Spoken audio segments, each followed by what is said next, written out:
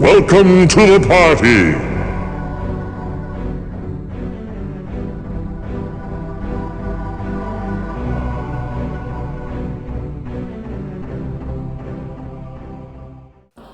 Here are 100 facts about Gauntlet Dark Legacy you probably didn't know. The stats you see on the characters are not their true stats. These numbers are multiplied by something called the base stat. Base stats are determined by class and cannot be changed by the player.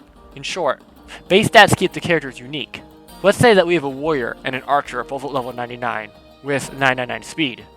The archer will still be faster because she has a higher base stat, speed. The same would be true for the warrior, strength. In other words, at no point will the characters end up playing the same. Beast variant characters have higher base stats. In arcade, there existed a green section of the turbo meter. The green section was used for heavy ranged attacks and melee combos, things that both exist in console, but do not require the turbo to use. In addition, blocking also used turbo, and charge didn't have a 2-second cooldown. Every character is from one of the 8 realms. The easiest way to tell, if you don't already know, is to match the unlockable beast character to its hero variant. Sorceress is from Province, Warrior is from Mountain, Valkyrie from Castle, Knight from Sky, Archer from Forest, Wizard from Desert, Dwarf from Ice, and Jester from Dream. There is also something called the Native Hero buff, in which a character has increased stats if used in their home realm. Elements are not just visual differences. The details on elements is worthy of its own video, but for the sake of this, know that elemental amulets and breasts have varying levels of efficiency depending on the enemy. In arcade, beast characters are unlocked by reaching level 10 rather than completing a coin room minigame. However, the coin room minigames still exist, but are exclusively for treasure. Speaking of coin rooms, they all have true names. They just don't appear at any point in the game. There are even unused clips of Summoner reading them aloud. Here is each room with its full name. Alien Crop Circle, the Gauntlet Treasure Room, Space Station Number 5, Cloud 9, the Psychedelic Chamber, the Gauntlet Lab, the Abandoned Beacon, Pojo's Henhouse, Shadow Maze. This coin room, the Psychedelic Stun Chamber, is called this because of a unique property it had in the arcade. Upon entering the level, the game would activate the stun other players settings, and Summoner would announce, "Shots now stun other players." Because as stated, these rooms were originally just for gold, and this one in particular had an extra aspect of the competition. These little flying guys you get on your character are called familiars. You unlock it at level 30, and it receives an upgrade at level 80. When you fire, the familiar fires an extra crystal for extra damage. The level 30 crystal deals 25% of your strength damage, or 1/4 of your standard regular range damage. The level 81 deals 75%. The Hand of Death, Health Vampire, and the Mikey Dummy are the most confusing items in the game. So here's what they do. They were introduced in the GameCube port of the game, and carried over to Xbox. The Hand of Death and Health Vampire perform the same function with one key difference. They only work if you're performing melee combat and while also taking damage yourself. The Hand of Death will reflect your received damage back onto the attacker, and the Health Vampire will convert that damage into health for yourself.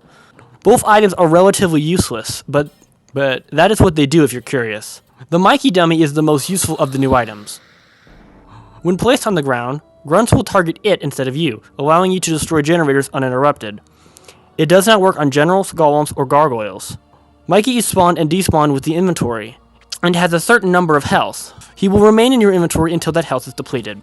Arcade Dark Legacy is missing the following things: Red Death, levels A2, K4, J2, and J4, crystals, gargoyles, and golden idols, the tower, mirror race, ghost, toxic fiends, generals, the enemies, the playable ones are still here, believe it or not, and the basketball hoop.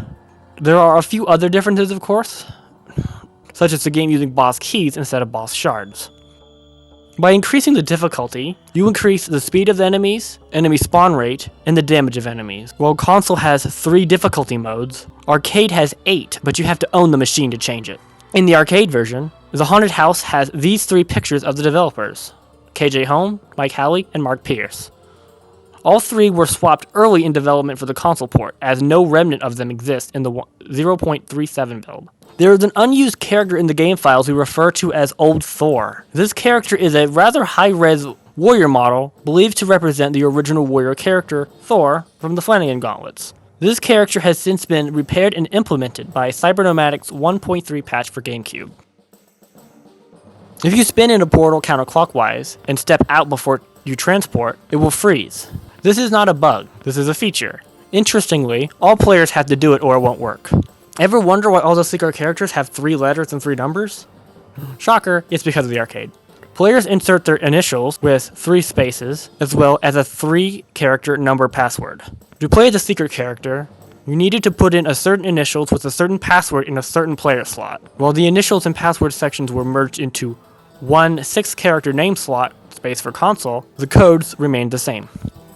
Arcade has a different realm order than console. Console goes province, mountain, castle, sky, forest, desert, ice, dream. Arcade goes sky, mountain, province, castle, forest, ice, desert, dream. This is also why the numbering for the playable generals feels off. It's the arcade order.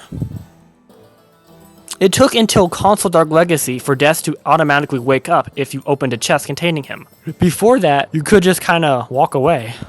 For some reason, Archer has 2 more food lines than the other characters, both used for specific foods. The apple An apple! and the pineapple. Oh, pineapple! The pineapple line went unused. Are you this guy? This is the order. If you do it with no mistakes, you'll get the meal at the end of the level. There are 3 test levels in this game. One for the mechanics, one for its items and enemies, and this one. Pojo, the fire-breathing chicken, is actually a guest character. They're from Mace, another Midway title that plays like Street Fighter. This is not this level's original music.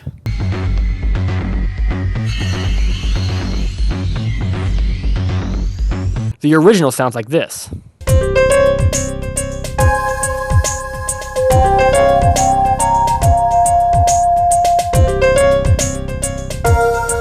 The song was switched out toward the end of the console development.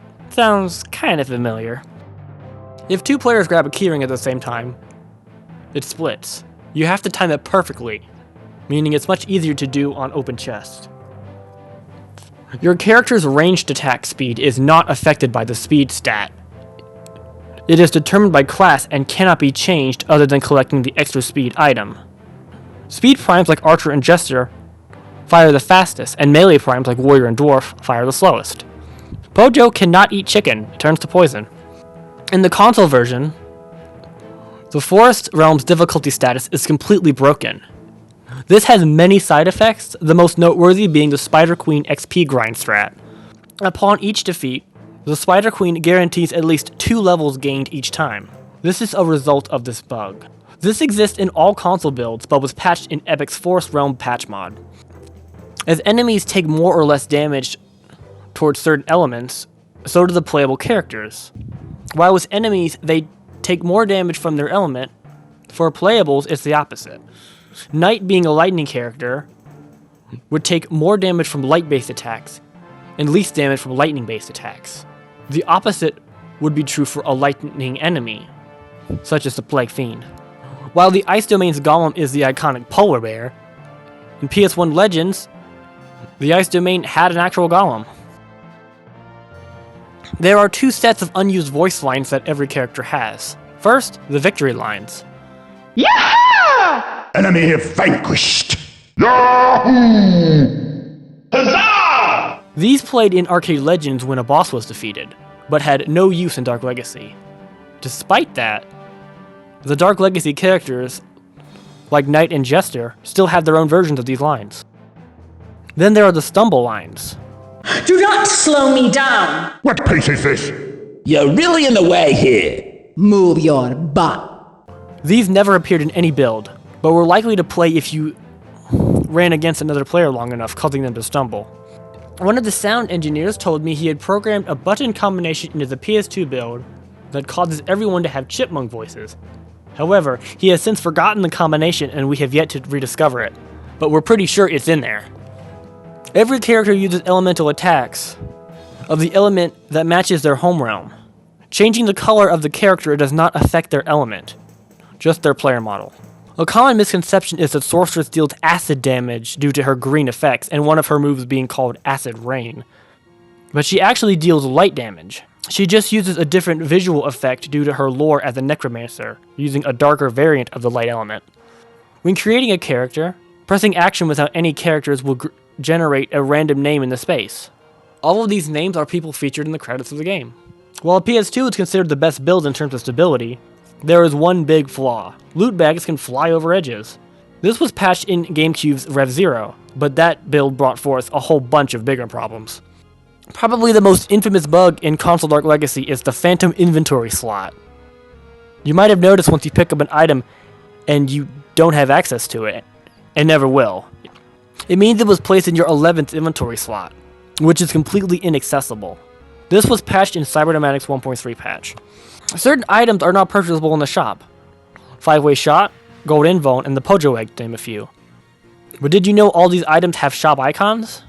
This is what they look like in action with the shop mod. Did you know that gargoyles were likely going to fly at one point? They have unused animations of them taking off, flying, and landing. It's unclear how this mechanic would have worked, but I imagine they would most likely just fly to different areas and not use it as an attack method. All enemies have an idle animation. I'm sure some of you have noticed them occasionally, but you rarely ever see them. This is because if you are in targeting range, the enemy will constantly walk toward you, and if you can see an enemy, it's almost always within the targeting range. There are exactly 15 orange crystals, 125 red, 139 purple, 160 blue, 179 green, 203 yellow, 225 white, and 250 black crystals over the entire game. That is a total of 1,296, with 56 you can miss and still collect enough to beat the game. Traps, despite their appearance, never deal elemental damage. So this flame trap deals standard damage, not fire. We all need to learn how to block, but how does it work? When you press the block button, you enter what is called the block state for 2 seconds. During this state, you cannot move, but your armor is increased by 60%, or 75% if you're playing as an armor main. In arcade, it doesn't last 2 seconds, but rather as long as you hold the button, but this does drain turbo. The original FOVs introducing the Dream Imps takes place in the haunted house, though they never appear in that level in any build. Arcade's enemy placement are a little wacky. Skeletons in Ghost Town, armor in the haunted house, battle golem in the province, and the underworld has these guys. The Prima guide for this game is god awful. Even on Prima standards, this one is bad. There are things in here that are just flat out not true, and others that make no sense at all. Anyone that has played this game even once could write a better strategy guide than this. This book in the Desecrated Temple is actually a really compressed page of the game manual. KJ Holm's face shows up in 5 different places in this game. His lab appearance, this head on the province golem, these posters in the Carnival of the Lost, this painting in the haunted house, and the basketball hoop. The Gauntlet Lab has the most variants of any level in the game, with it making an appearance in Arcade Legends, PS1 Legends, Arcade and Gauntlet Dark Legacy, as well as DC Legends. The only variant that does not have this level is N64 Legends. The only one of these appearances that is not a coin level is PS1 Legends, in which it is used to showcase the credits. After its arcade release, there appeared to be a behind-the-scenes effort to release the game's soundtrack in its raw, uncompressed format, but these tracks were never publicly released. We refer to them as the Lost Albums. In 2021, Mike Halley released these tracks alongside a few other uncompressed sound effects to a select group of individuals. The background music of this video is the closest you're going to get to finding them online. This is how the game files refer to enemies. Take that as you will. Most of us know about the hidden path in this crop circle level, but did you know there are more? This map shows all the levels' hidden path. You remember Cloud 9, right? And if you think I'm going to give you advice on how to beat it, no, get good, scrubs. But I will tell you that the version you likely know and hate is not the original. This is. Better or worse? Your call, but it's different. You want to know what all the legend items do? The Book of Protection does a flat 25% of the Lich's health. Ice Axe freezes the dragon for 30 seconds while dealing about 1/8 of its health. Scimitar removes the entirety of the Chimera's lion head. The Javelin deals about 1/8 of the Plague Fiend's health while causing him to miss all projectile-based attacks for about a minute. The Bellows shrink the Spider Queen, decreasing her whip range by about 15% for the entire fight, as well as draining about 1/8 of her health. The Lamp causes Genie's projectile attacks to miss for about a minute, but does not damage the boss. Parchment blocks all ranged projectiles for about 20 seconds while dealing about an eighth of its health. Lantern blocks all of Wraith's ranged projectiles for about 15 seconds and does a little more than an eighth of its health. And finally, the Soul Savior blocks Scorn's lightning and acid-based attacks for about 15 seconds. It does not damage him. More of a Legends fact, but in console Legends, there existed a proto-realm called Twinion Town, with variants of G1, G3, K2, and a proto-K3 called the Toxic Airship. This realm was split into the Forsaken Province and the Sky Dominion for Dark Legacy, with the airship being morphed into Sky Shipyard. The Desecrated Temple has the worst key-to-chest ratio in the entire game, with 4 players having 5 keys total and 40 chests. You all know this infamous bomb chest? Well, on 4 players, it's actually a meal. In the prototype, poison food doesn't have bones, but rather worms. Alongside extra speed, extra strength, extra armor, and extra magic power were originally going to exist, as shown by these summoner lines. Extra strength, extra armor, extra magic power. Players like me with no friends likely wouldn't be familiar with this, but this is the Tag Orb, and only spawns in certain locations with 3 or more players. It triggers a game of tag, displaying a sign and summoner declaring the collector as it, which can be passed on to other players upon touch. It takes targeting priority over the other players by enemies. The tag game will last until the end of the level. This is a reference to a similar thing existing in the Flanagan Gauntlets. Minecraft has a gauntlet reference. While it only happens in console Legends, notes cannot appear in chests in Dark Legacy. Or can they? If you activate dev mode in the PS2 build, you can play with the dev menu, which is how I got most of the footage for this video. You can pretty much do anything from this menu. Teleport, change loadout, adjust level, health, collectibles, you name it, it's probably here. In the .137 build, there is also this asset viewer, but this is not present in the final PS2 build. One of the rarest sounds in the game is this one. This is the sound a tier 1 zombie makes when being hit by an attack that damages it but doesn't kill it. This is so rare because hardly any attack in the game isn't strong enough to one-shot these guys. The most common way to hear it is to get them to walk through a cloud of poison gas. Since Arcade has a health strain / timer activated by default, the game doesn't want you to get lost. So if you stand still long enough, Summoner will tell you to Follow arrows. while literally showing you the way toward the exit. This still exists in the console variant, just its trigger was removed. So you can stand there forever, it's not gonna happen. There was possibly going to be a falling mechanic, as there is both an animation for falling and landing that all characters have. The falling animation is actually used in Arcade Legends with Spider Queen's goo balls, but this attack is broken in every other build of the game, so we never see it again. As for the landing animation, we can only speculate. The FMV shot introducing levels was made by an outside source company called Mondo Media, and they only had a vague description of the scenes they were animating. This is why a lot of Legend item intros look different than how they appear in the game. Steven Scat Carlson, the art director, never bothered to have them correct it. Honestly, considering they never actually saw the levels, I think they did pretty good. Despite its title, Dreamcast Gauntlet Legends is actually a Dark Legacy branch, and was made from the assets of Arcade Dark Legacy. It was being worked on by Sega and MPEG, while Midway Games West was doing Dark Legacy on PS2. Traps cannot kill enemies, but campfires and minecarts can. Like everything, magic potions are tied to element. The yellow potions are the best, because the light element is linked with the magic stat, and fire is the worst, being tied to the strength stat, the furthest from magic. The Naked Valkyrie character is not a miss. She can be activated in arcade like any other dev character, and she can be used in console with cheats. Stephen Bennett's character is the only dev skin that has 2 variants. In arcade, he wears a white gi with the Atari logo, while in console, he wears a gray one with the branding removed. This is because between the arcade and console release, Midway lost permission to use the Atari logo, and thus it was censored out. This also led to the creation of the dev triangle. The white gi can still be played in console with the use of mods. However, there is something else really noteworthy about Bennett's codename. In console, you play as Bennett with the code SJB964. However, in arcade, this is a master code, meaning if you type it in, it loads a completed save with all the characters at level 99, with max collectibles, placed at the Desecrated Temple.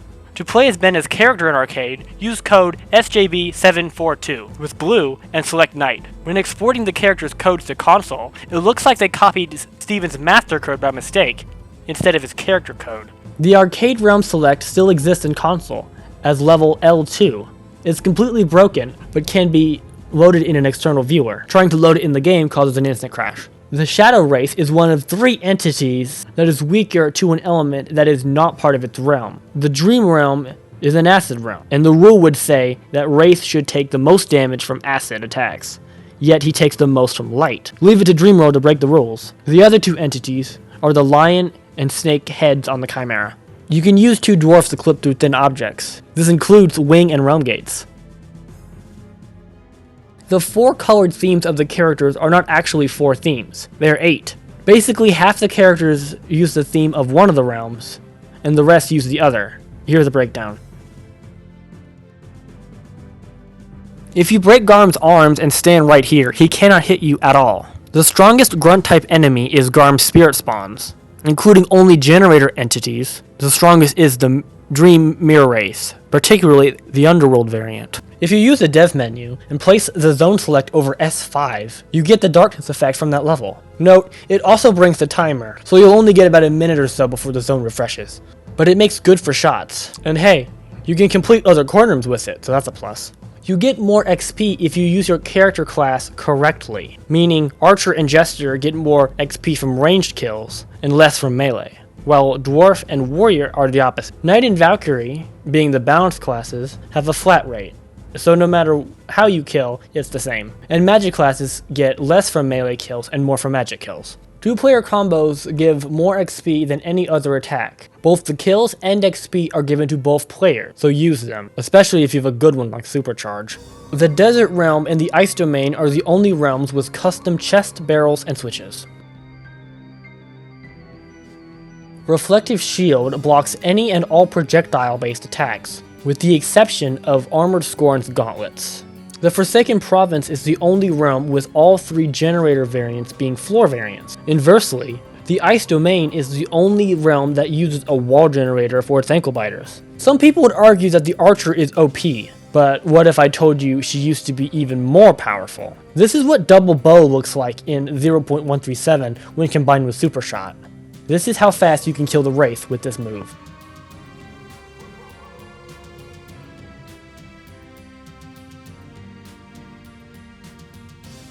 In the final builds, Meat and Cherries both cost 2.5 gold per 1 health unit.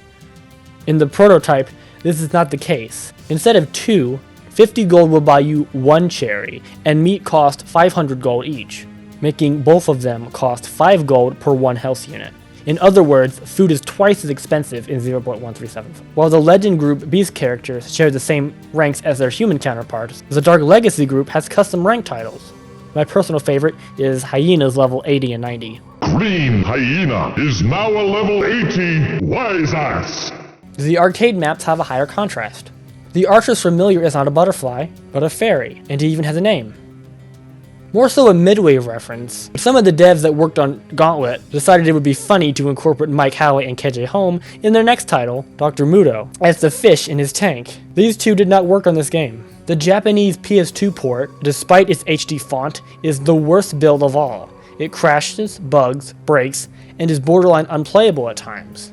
And from what I understand, the translation isn't the best either. The buttons on the arcade machine are laid out differently for each color. The buttons are laid out to be optimal positions for that play style of the color's characters. Did you know that Castle Stronghold is called Castle Arendelle, and it's on a flying island? The region in which Sumner's Tower is located, as well as the desecrated temple and battlegrounds, is called the Temporal Zone, and is an elementally neutral non-realm territory located right here. The Castle Realm is the only realm that features 6 levels and only features its elite grunts once. This has since been fixed with a mod adding them to A4. In Xbox, magic shields are cracked and can be used to do some pretty crazy stuff. Alright, just gank him. And he's f***ing dead! Get sent to hell! Dark Legacy has a crash screen. It's rare, but it looks like this. This particular crash was caused by the game failing to locate the Scorpion Ankle Biter entity. All of the code characters that are not generals or arc wizards are the devs. You know this guy? Hey, let me off this thing! His name is Esbeg. Death has an unused sound that is arguably scarier than the ones we have. If you fall into the void, you respawn at zone respawn. Gauntlet Dark Legacy has a canon sequel called Gauntlet Clan. While the game was never produced, the information we do know about it led to the creation of the Thunder Space War as seen in Extended Universe content. And just to be clear, no, Seven Sorrows is not a sequel to Dark Legacy, and in EU canon at least, it's not even in the same universe, but rather takes place in here. And those are 100 Gauntlet Dark Legacy facts you probably didn't know. Let me know which one was your favorite, and we'll see you next time.